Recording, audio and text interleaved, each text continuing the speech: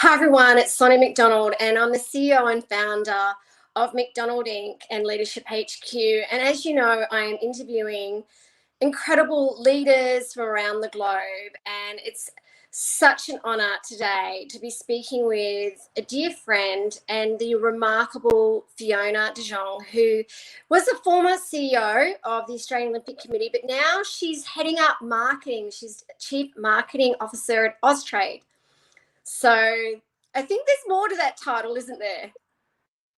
There is. I actually joined Austrade as the head of nation branding. So looking at how Australia positions itself internationally to be more than tourism, to be more than beaches, babes, cuddly cute animals, and the full breadth of our capabilities from a trade investment perspective. So I joined with that, and then it kind of bled into, could you kind of take over our marketing capability? And that's what I'm currently doing. So doing both roles. Oh my gosh, that is massive. You've got a massive platform there. A platform for how we can position and market Australia to the world. So obviously I was privileged to do that within one sector of sport, and I came to understand how the rest of the world viewed Australia through the lens of sport.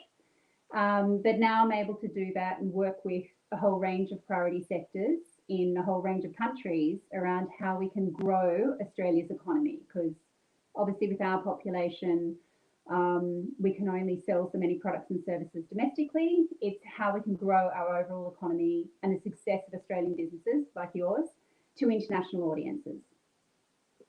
I love that. I love what you do, and I love the fact as well, because also Fiona's a dear friend of mine. She's been a friend of mine now, I think, for 26 years. I think you're giving away our age there, Sonia, but yes, something like that. We could have met when we were 10, and that's true. And also, she's one of our phenomenal speakers at the Courage Conference with Christine Holgate and Paul Scarra. So she is phenomenal, one of my favorite leaders. And I just love how passionate she is also about the leadership space, in particular courage. And it's, I think, really timely to be talking to you about the fact that the Olympics has given us so much, I think, inspiration and hope. And we're seeing so many great examples of leadership through these Olympics. I mean, how are you finding them? First, I would say it is wonderful to actually be a spectator and truly just be able to enjoy watching the Olympic Games. It's been 15 years since I've done that as a spectator.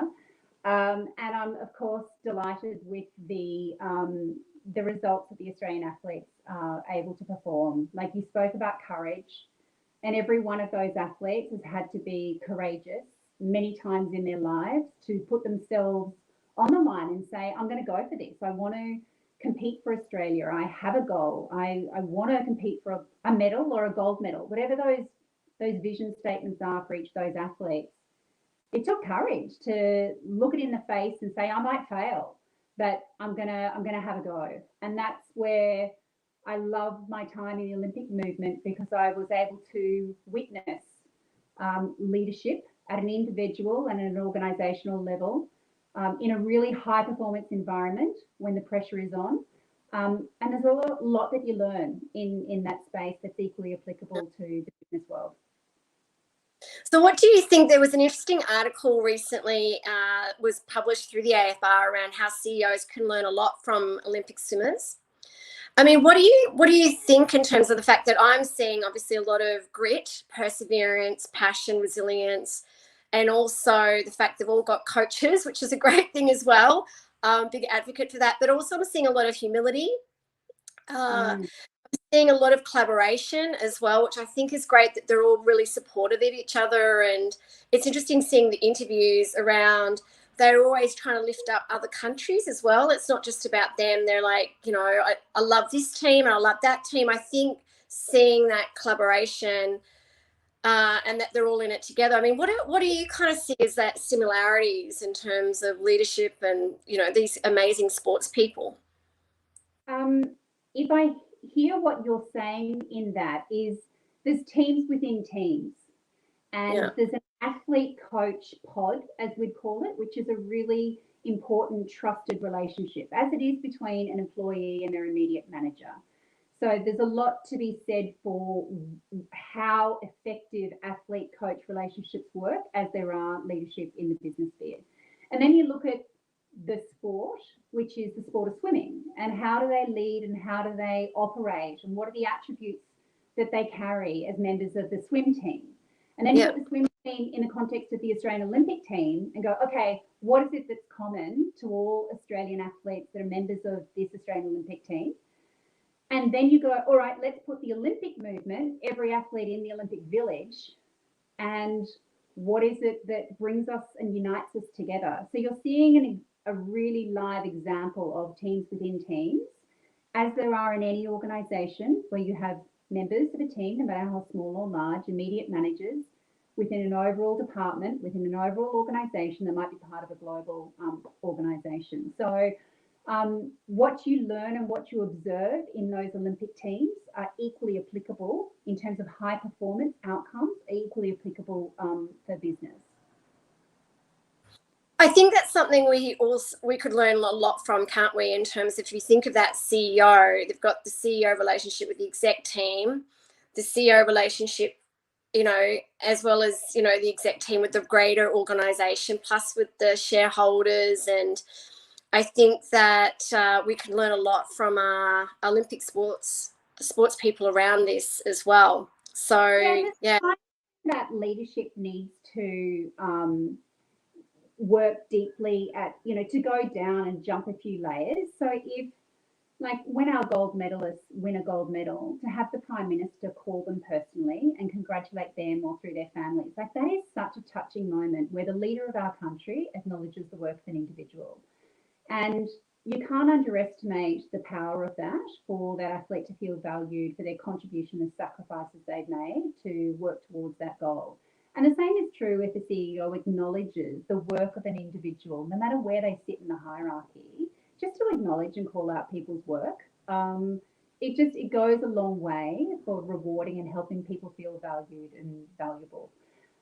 Another thing that occurs to me, Son, in what you were saying was you're talking about the attributes that athletes need to carry in order to execute their vision and their plan. And yes, it starts with courage, but it's what courage is paired with that I think is important. So pair it with, as you said, resilience. So you cannot be a world-class athlete if you are not prepared to do the hard work and do the training every given day. 10,000 hour rule, Ash Barty, any of these athletes have resiliency, discipline, determination in spades, because you just simply can't be the best in the world without it. Some athletes start with more talent than others, but others just are dogged in their determination. And the third element, so courage, determination, resiliency, motivation. But the third attribute that I've seen, particularly in team sports, is around purpose. If you can combine courage, hard work ethic, grit, with purpose, that's the trifecta for the gold medal performance. So purpose might be different in different contexts. For an athlete, it might be, I want to win this tournament that qualifies me to the games. It might be, I want to win a medal. It might be, I want to be the Olympic champion. It might be, I want to set the world record. It can be defined and it changes over time for every athlete. But particularly in a team sport, which is where it's most analogous to business, it's really important that everyone's crystal clear and aligned on that team vision. Are we going to the game to fulfill our own personal objectives?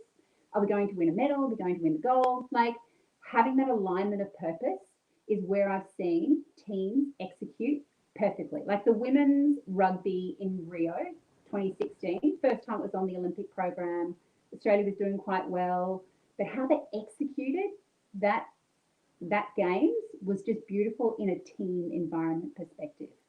So I think it's the combination of attributes that athletes carry that's really important to achieve the high performance environment. And they might be different in different contexts.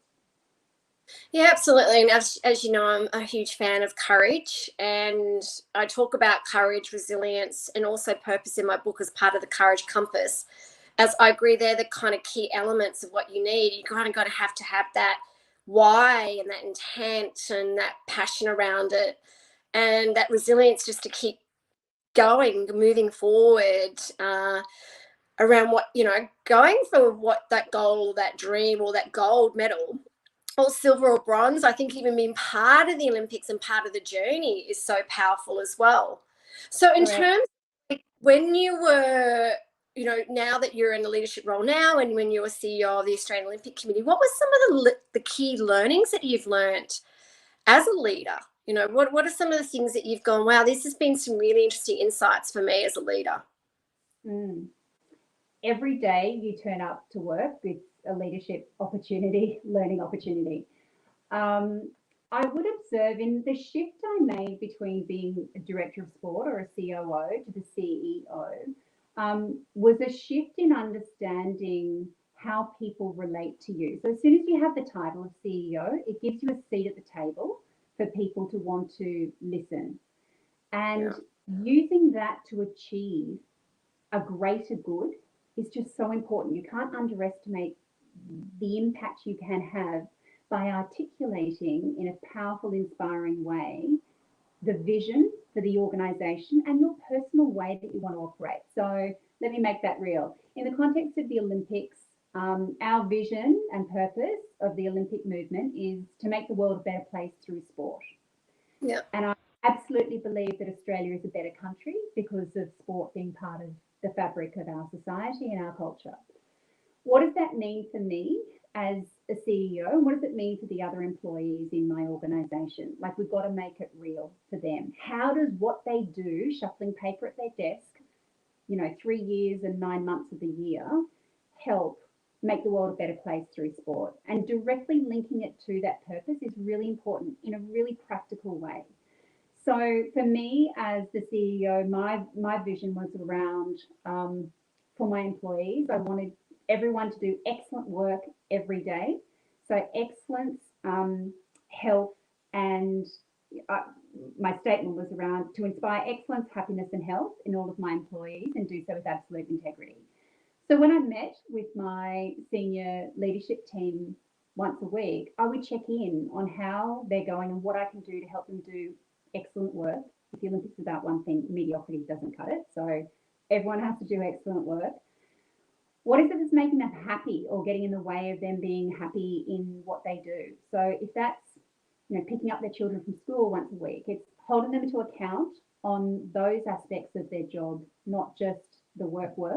And then from a health front, I'd have them clarify, okay, what's one thing you'd like to do? A swim after work or a yoga class once a week. And I'd ask them to check in and tell me how they're going. They make their goals and then they measure themselves against it. But having people be accountable for who they are in all aspects of their life, I think was my way of building a leadership team around me that demonstrated I cared about who they were as human beings in delivering our overall goal as an organisation, not just the work, have you done the 3 tasks that you said you'd do.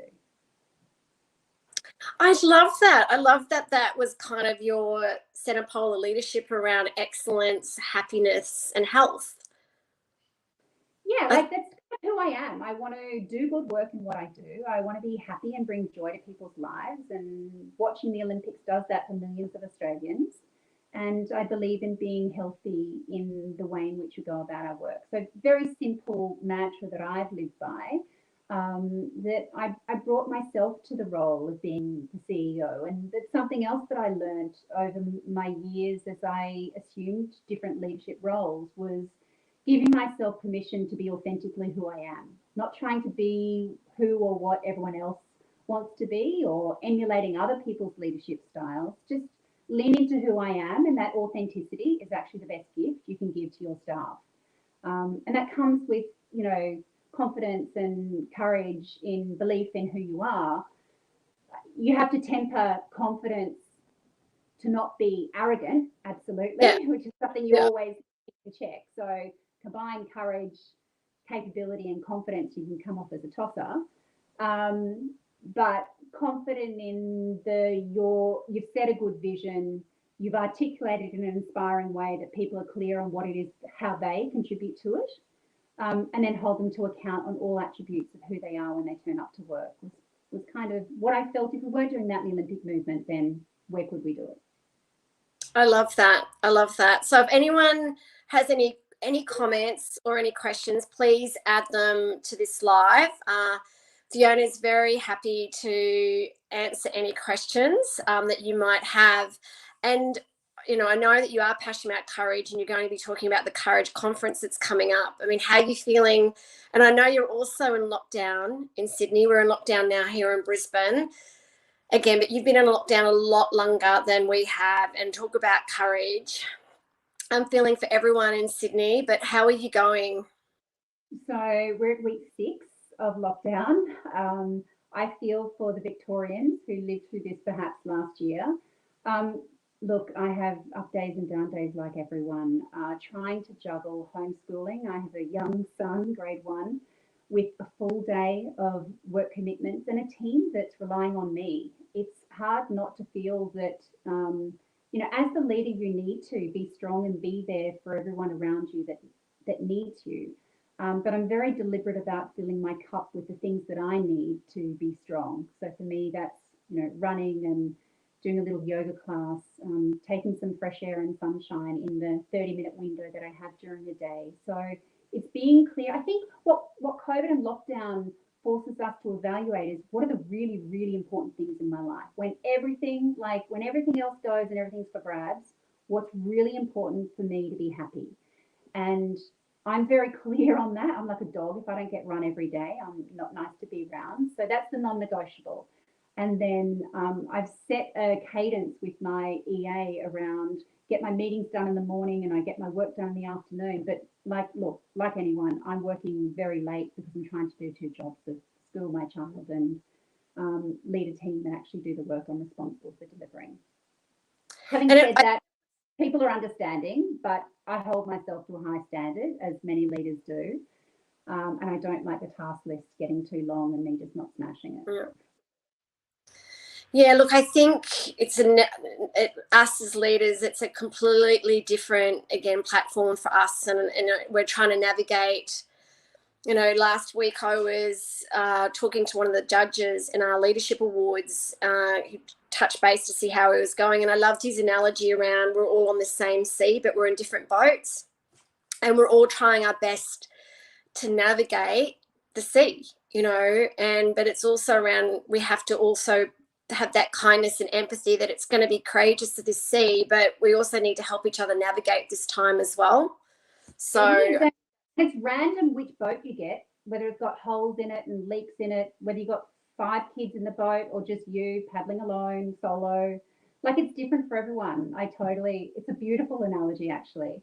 I think if there's one thing we've all learned from 2020 and the current circumstance is the importance of adaptive leadership. Like, no one knows what the future holds, and trying to do long-term project plans and doggedly sticking to it, it's going to end in tears at some stage. So that adaptability is certainly something that I've learned. You know, in the Olympic movement, you knew the opening ceremony date, even that moved for the world. But you were clear, we've got to get uniforms, we've got to get them on flights, you've got to kind of get them in bed, like you've got to, you know, there's clear paths of what had to be done by a certain day, and the games will go on whether you're ready or not. So I lived in a world of a controlled project plan, neat tasks to be done, a little bit of adapting, little bits along the way, but the fundamentals were the same. The last year completely changed. Like, try promoting Australia to the world when the borders are closed, when you've got trade wars with China and our major trade partners, and the whole world is experiencing a global pandemic. Like, that's adapt. And everyone in every business, their personal experiences have been different. But as leaders, we need to know, when is it noise and when is this something that I need to respond to? And that's certainly a muscle that I've had to flex and learn in the last 2 years, and provide comfort to my team that we will find a way through this together. Yeah. I think that's really important as a leader, that we need to stay, I think, authentic and vulnerable as well, and say, hey, I'm also doing my best, and to show that it's actually brave to say, I actually don't know how to navigate this, or this is how I am navigating it, you know. And I do have a question from everyone that's viewing this today, which is great. Martin has asked, there's been some controversy around leadership at the AOC as a general comment. How is it best to navigate and survive organisational politics? And at what point do you say it's too hard and leave? Sorry. So when do you say it's too hard and leave? So, Martin, a really good question that I've had to navigate in my career. I had spent 12 years in the Australian Olympic Committee and loved and believed in every element of it. It became apparent to me in my 2.5, 3 years as CEO that there was changes that need to happen to modernise and contemporise the organisation to connect with athletes. So the average age of our board was 56 and the average age of an Olympic team member was 26. There was a generational thinking that needed to be bridged in order to stay relevant. And I was somewhere in the middle, and my role as CEO was probably to help do that. And because I've been part of the organisation for 10 years, I kind of knew the players and knew the politics and how to best navigate that. We put in place and agreed on a change management strategy, which I felt would do enough and be enough to be the change that needed to occur. Everyone agreed on it in terms of the board. But when it came to implementation, things were kind of like there was pushback in certain areas. And anyone who's developed a strategy knows there's always pushback and things that will be reprioritised. But there were people actively obstructing what we as a leadership group had agreed. And for me, that took a lot of courage. I'm not someone who's a troublemaker, and I really don't like conflict. So for me, it was hard, but in a considered, delicate way, I would hold them to account and say, well, we had actually agreed this. What part of that is not agreeable? You have to be specific in each circumstance and squash each crocodile as they came. So I did that. But there were some really big blocks that were just backtracked from what we'd agreed, and not for any reason, because I get that things change and circumstances change. So it came to a point where I'm like, I cannot change the president, the chair of the board. I cannot change some of the key people within the organisation that I called out on their behaviour and they were protected. So I had to look down the barrel of, do I step away from an organisation that I love, that I've worked hard for, that I believe in, because I've tried to affect as much change as I can, and I'm not able to do that. And circumstances transpired that I made that choice. Before I went into the Rio Games, I've made that choice. I communicated that to my boss, the president, and the reasons why. And it was 3 days before I was leaving where there was an event that occurred with a manager that really highlighted the cultural issues that were occurring within the organisation. And at that point, I could have just walked out the door 3 days and no one would ever have heard of the issues of culture at the AOC. But in that moment, as a leader, the easier thing would be sweep it under the carpet and move on. The hardest, most courageous thing I've ever had to do was calling that out, filing a complaint, because it was not about me. It was about the other good people in the organisation that deserve better. I'd made my choice that I was out. Yeah. But every member of staff that I knew, and every member of an Olympic team that was going to be touched by the culture of that organisation, they deserve better. So it was for that reason that I ultimately chose to lodge a complaint about the issue, and events transpired since. I was so unprepared for it to ever become so public, because it was private, confidential process. I'd written the ethical behaviour bylaws, so I understood them to protect me. And that didn't transpire that way. But sometimes, sometimes in leadership, you don't choose the moments that define you. Like, they're thrown at you. And I was thrown in that circumstance. Do I walk and leave it, or do I stand for the people that were left? And I made my choice, but it depends on your personal circumstances.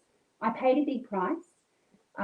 It meant that I wouldn't work in sport or in the Olympic movement, because those people are very powerful, as there are leaders in any industry. But for me, my integrity and the reasons why I did it remain. And I stand by the decisions I made for the reasons that I did. So it is one that only you can make, whether the organisation you're in is the right culture for you. In my case, I was in a position that I could try to change it because culture is what everyone is responsible for. But even as the CEO, you kind of go, surely as a CEO, you could have changed it. Like, but if you have, everyone's got a boss, and if from the very top there is not a desire for that change, then it will be ineffective, as it was in my case. Hardest thing I've ever done, let me tell you, Martin. And the courage you demonstrated during that time and the leadership, the great leadership, and, you know, and obviously Christine Holgate speaking at the Courage Conference as well as our keynote speaker. And, you know, she's an incredible admirer of yours as well.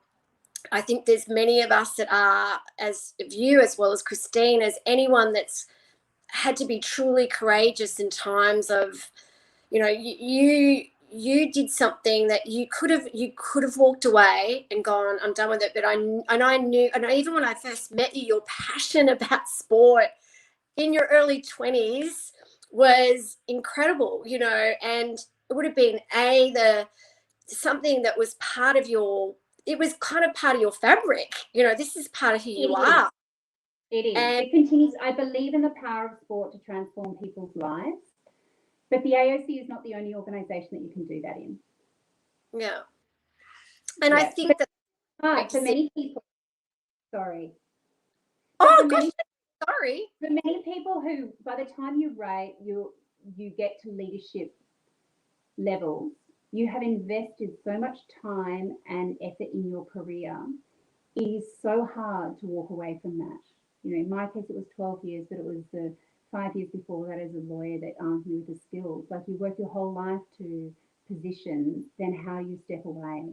I'm not underestimating how difficult that is, which is why it's worth fighting for the change in a considered and diplomatic way. And as a lawyer, I think what I found most difficult about those circumstances is I thought that justice would prevail. And it did in the case of, you know, one individual doing incredibly illegal, not just inappropriate things within an organisation, moving on. But the overall culture of fear and intimidation probably continues to exist. But I'm not part of it, so I've got no evidence to say that. Oh, look, and I think that, yeah, I'm a great believer in the fish smells from the head down. So it would have been incredibly challenging for you to be able to, again, if you're getting that, you're trying to implement change and you've got to have that buy-in, particularly from those key, you know, change makers or those key decision makers, because again, they're the ones leading the change. So they need to be on board. You know, it's like when I go and working with organizations and I go, if the CEO or the board are not committed to this, there's no point in me, because I'll just be banging my head against a brick wall. But you had the courage to go, hang on a second, but I'm actually not going to stand for this any longer. And you stood up for a lot of people there. And Martin's just written just a comment. He's gone, terrific, authentic response. Thank you for your insight. Very often at the board level, there is disconnect with the business. People leave companies because of people, not necessarily the brand of the people. And Michelle's written, so sorry, have to drop off. Love this topic. Thanks, Sonia, for organising. Thanks, Fiona, for your honesty and openness. Hang in there with the lockdown. Sounds like you're leading the way with coping mechanisms and stay safe, which is so wonderful. Before you head off, because I just might pick up on one thing that Martin said, which I learned through that exercise, is organisations that have a really strong brand, like the Olympic movement, have a queue of people that are willing to work there. And if bosses adopt the approach that if you don't like it, there's the door, I'll always find someone else, the threshold for cultural appropriateness lowers dramatically in those organisations with big brands, because they know that. So to those people who are members of large organisations with strong brands, I would say, please be conscious of that. Like, adopting that approach that if you don't like it, there's the door, there's someone else who will. Like, you're missing the entire opportunity to fully unleash your business. that's the one problem that I knew pervaded within the organisation. I'm being quite real about that, because it is. You can get away with it if you have a strong brand, that there'll always be other people that will take the role. But it's Yes, short-sighted. it is very, and I think that as you know, I'm hugely passionate about great leadership, because I believe great leadership builds great cultures. I know everyone's part of the culture. And I get that obviously they do have a strong brand, but again, I've met so many people that, you know, see the brand and then they start working for these strong brands and they go, hang on a second, but the alignment of what I'm seeing out there isn't aligned to internally. Like external brand is very different internal, and they ended up getting so disillusioned that they leave. So, and I think as well, you know, today people, especially our future and younger generations, are a lot more savvy now around being a lot more aware around joining companies that are aligned, that's what they say they espouse, that they actually espouse internally, and that they're socially responsible. They've got great, like, I think our younger generations are a lot more savvy today. So before so Martin's just said it's also about the shadow of the leadership cast across the organization as well. So before we head off, because I know you've got lots on, and this, you know, I could talk to you about this for such forever. What's been like one of your favorite, or what's been your, I know there's probably hundreds of favorite Olympic moments, but what's been one of your favorite Olympic moments? Oh, that's like asking for who's my favorite child. I knew you were going to say that. I knew you were going to say that. Can I tell you, they're actually personal, private moments, not like hero fist in the air moments. It's moments where I would ring an athlete who had been through a really nasty appeal. They stood their ground. We got them the opportunity to compete in the games. And you ring them and say, you're going to London 2012 or Rio 2016. And those moments are goosebump moments where you know what it means to that individual athlete, and to know that you could use your skill and apply your knowledge to help make someone's Olympic dream come true. They're the special moments. And those athletes know those moments where we do whatever it took to get them their spot in the games. Wow, that is so, that those moments of giving people the opportunity to achieve their dreams, and you're being able to help facilitate that is just, that's gold. Like, they are such great moments. So it's been, I'm so excited about seeing you speak on November the 9th.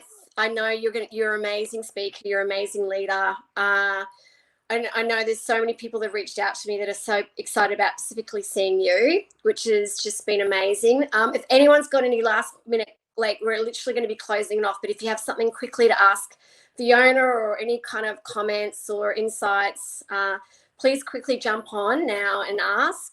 But is there anything else that you would love to say before, you know, we close off our leadership lounge? And also, it's been a real honor speaking with you today as well.